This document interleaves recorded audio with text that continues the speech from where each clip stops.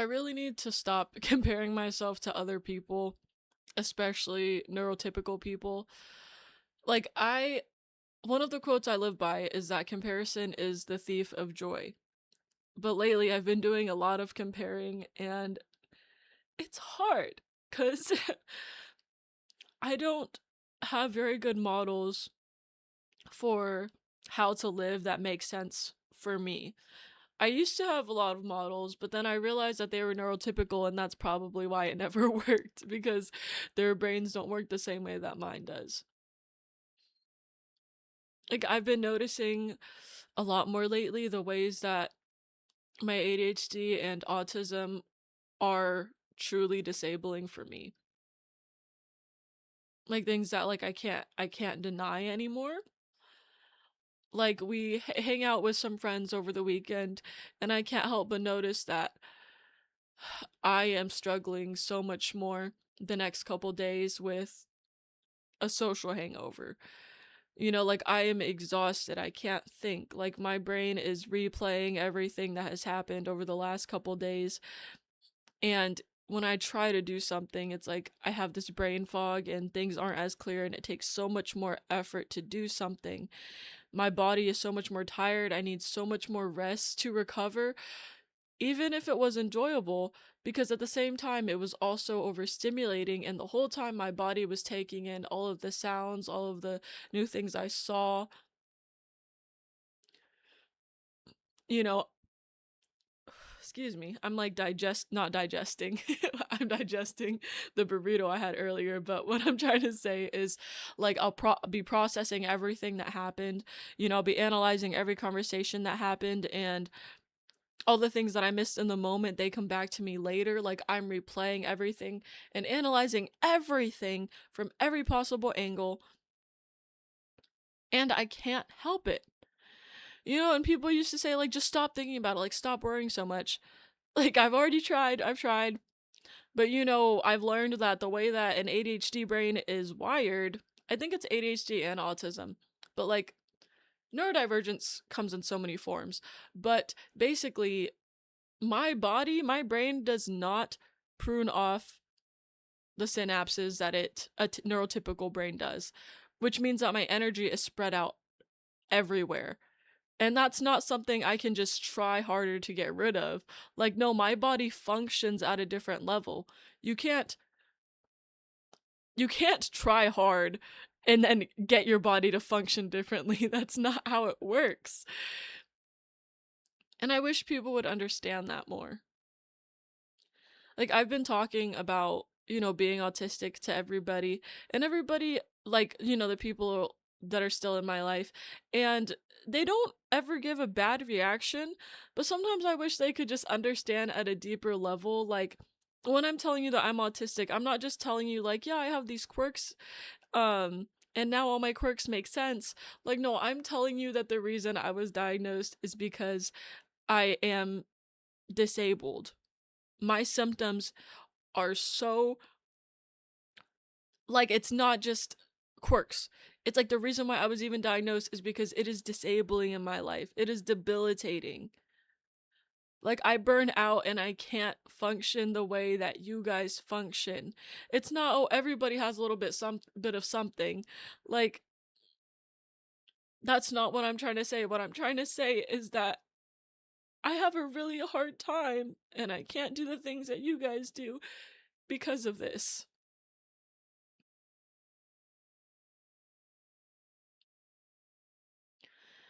And there's this worry that I won't be able to,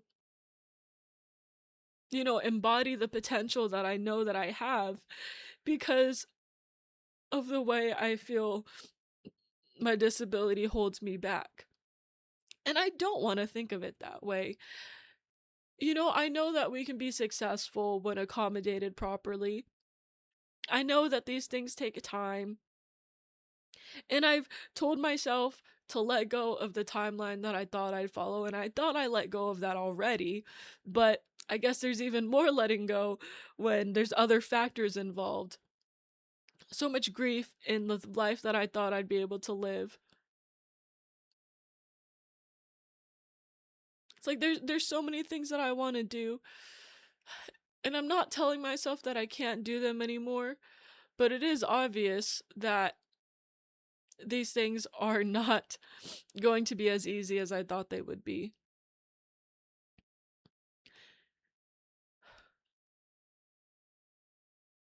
It's like I didn't know that burnout was a thing.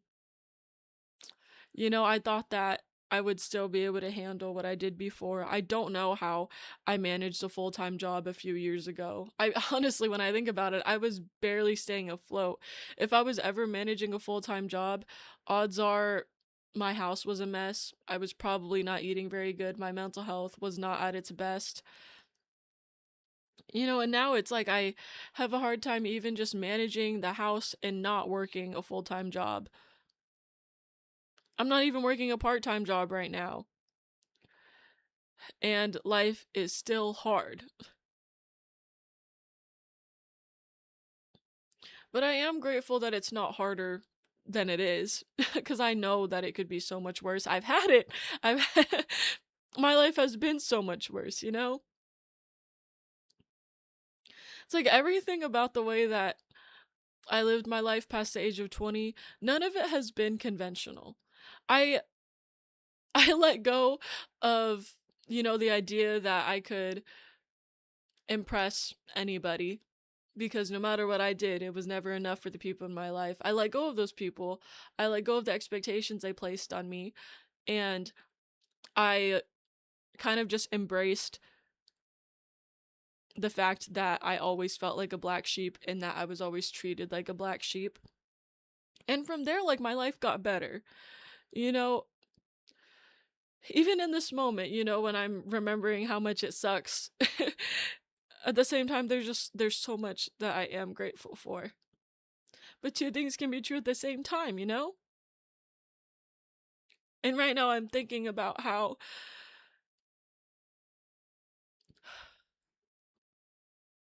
I still believe that I can accomplish the things that I want to do, but I'm also admitting to myself that it's very likely that it's going to be a slower path and that I'm going to encounter more obstacles along the way than a neurotypical person might.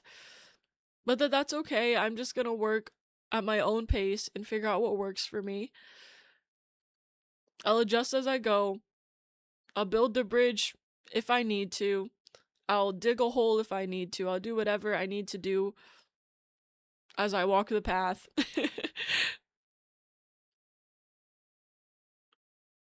And I'm telling myself that it would probably help if I look to other neurodivergent people who live the lives that I want to live.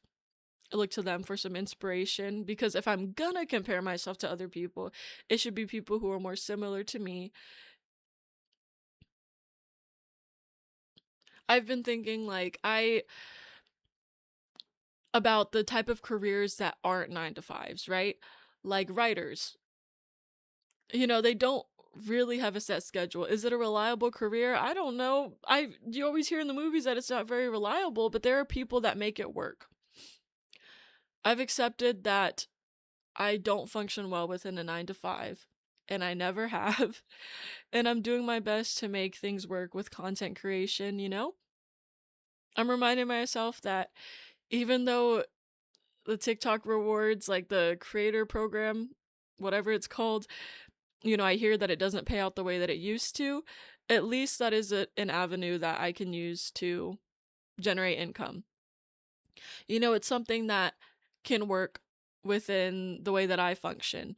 I tend to create content in batches when I have the most energy and when I have the most energy. And then I will edit my drafts and I'll post them daily, you know, and I make one long form video a week. I do my best to just work with what I have. Like, I don't always have the energy, but I'm like, whatever energy I do have, it'll be enough. Even if I think that I'm rambling in the content and that people might not want to watch it, like, that's okay, because I also am making the content for me, because this is a way that I document my life and express myself. Especially because I spent so many years, feeling like I didn't have anything important to say. I have a lot built up. I have a lot to express. And this is a way of taking care of myself and honoring myself and embodying, my authentic self. Uh Putting myself out there even though it's scary.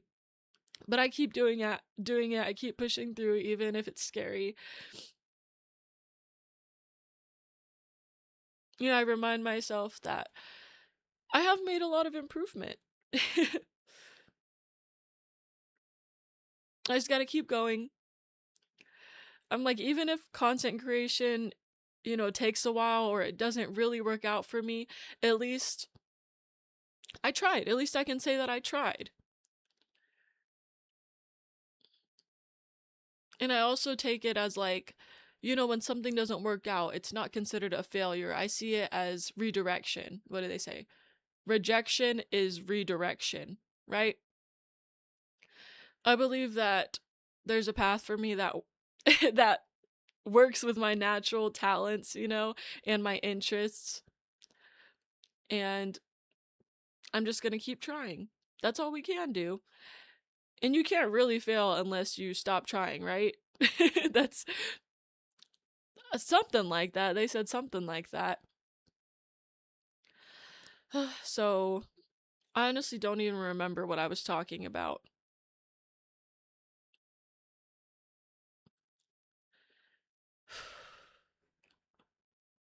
I'm doing my best to embrace the autism and the ways that it affects me and adjust my lifestyle accordingly.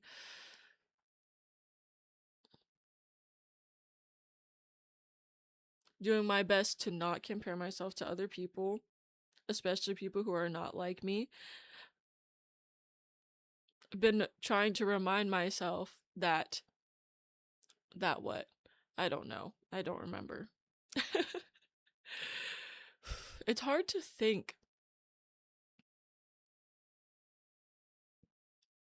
Just gotta keep pushing. I'm also reminding myself that it comes and goes in phases. It's really easy to get caught up in one emotion and feel like that's everything. So I do my best to zoom out and remember that yesterday I didn't feel as bad. That every day is different. And I can't even compare myself to who I was yesterday because I can have one day where it's like dishes, laundry, and like cooking all in one day, that's easy. And then other days where just one of those things takes so much energy out of me and requires a lot of focus that I don't have. And I can't say that I wasn't enough that day, that I didn't do enough, because I need to remember that my energy level is different for every day, especially depending on what point I am in my cycle. So some weeks, or sometimes I'll have like a good few days where I feel very social, I have a lot to say, I'm in a really good mood. I take advantage of that and I'll batch create my content during that time especially. And when my body needs rest, I let my body rest. I don't force my body to do anything that I know like it is not capable of doing in that moment without stressing myself out. Because there are moments where pushing yourself and challenging yourself is a good thing, but there are moments where you're also just pushing it to the point that you're stressing out. So finding the balance between those two has been a little bit difficult, but trial and error. That's what you got to do. Like the other day I went to the gym and I couldn't get halfway through my workout before I started getting dizzy. And then I tried again after giving myself a good couple minutes of rest. I tried again and I got dizzy again. And in that moment, I knew that I actually stopped for a second. I had to debate with myself for a few minutes. Do I keep trying? Because I didn't complete the workout that I had planned. I was like, or do I just stop? And I realized that the dizziness was my body telling me that I was pushing myself too hard and that I had already done enough. So in that moment, I was like, I do I want to keep stressing myself out and try it again, even though I've already gotten dizzy twice, like severely dizzy? Or do I want to leave? Or there's even a compromise in between. I can do shift to a different workout that is less stressful. So I think that's what I ended up doing. Like, not less stressful, but well, less stressful. But what I mean is like the exercise that I was doing, it was like a compound movement that takes a lot more energy out of me. It's gets my heart rate up a little bit more. So I changed to a different um workout that wouldn't get my heart rate as high and cause the dizziness, right? So that's what I mean. Like, I'm learning to listen to my body and adjust to what it needs. That's been really important in this in order to not feel held back and feel like worthless, not exactly worthless, but like useless, feel like I'm incapable. I can't focus. I can't just stop and just say, I can't do this. I need to learn to adjust and accommodate so that I can remind myself of what I can do so that I don't get caught up in the mindset that I can't. It's like, it like perspective has a lot to do with it. I refuse to give up. I just need to accommodate and do things a little bit differently and not judge myself for needing to do things differently. I need to remind myself of my strengths. And I've noticed that the more I play by my strengths, the less I notice where I am genuinely disabled?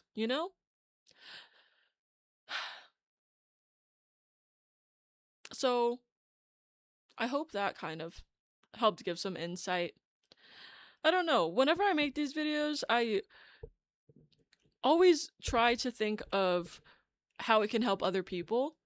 But then at the same time, I need to remember that I have to film content that I enjoy filming in a way that feels right to me. Otherwise, I cannot maintain this long term. But I am really proud of myself because I realized that I've made it, I believe, 3 months, like consistently posting a video. And I think that's the longest I've ever made it. And in that amount of time, I reached 10K. And like I said, like now even though that's it's I've heard that like TikTok isn't really the way to go with that anymore, with the creator fund not paying out as much. That's not likely to be a sustainable way for me to generate income like I've been wanting. It is still progress.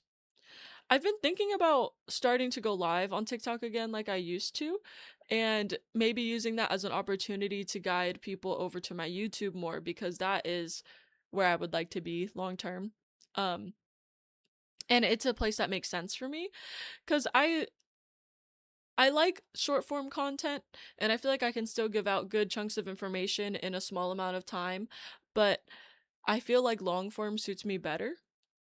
I've been thinking about progressing into more video essay type of things and more like structured videos, maybe, and learning more about editing so that it's not just one really long unedited video. But I do enjoy this kind of podcast format, so I don't know.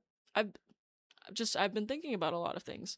So as time goes on, I'm hoping to dive more into that. I am just trying to keep a steady pace so that I don't burn myself out or overwhelm myself with too much responsibility and expectation and end up giving up because of that. So yeah, let's talk about other things that have been going well. I've had a video like consistently gain traction probably maybe like every week for the past couple months, which I believe is why my following has gone up so fast. Like, I have a video that I posted just last week, maybe not even a full week ago, that when I look at the analytics, I've gained over 480 followers from that one video alone, which the amount of growth that I've experienced is so insane to me. Like, I feel like I just hit 10K and I looked at my following and I have like 11.3 or 4K now. And that's so like whoa. Like, I'm glad that more people are finding me, people who find value in my content, because that's what I've always wanted. And I see so many comments of people sharing their experiences and telling me that they appreciate me sharing mine because it helped put words to what they felt. I that's what I always that's why I do it. So that means a lot to me. I get a lot of DMs too from people telling me how much they value my content, encouraging me to keep going. And it means so much, especially when I spent most of my life believing that I had nothing important to say. So, thank you. I think we'll conclude here.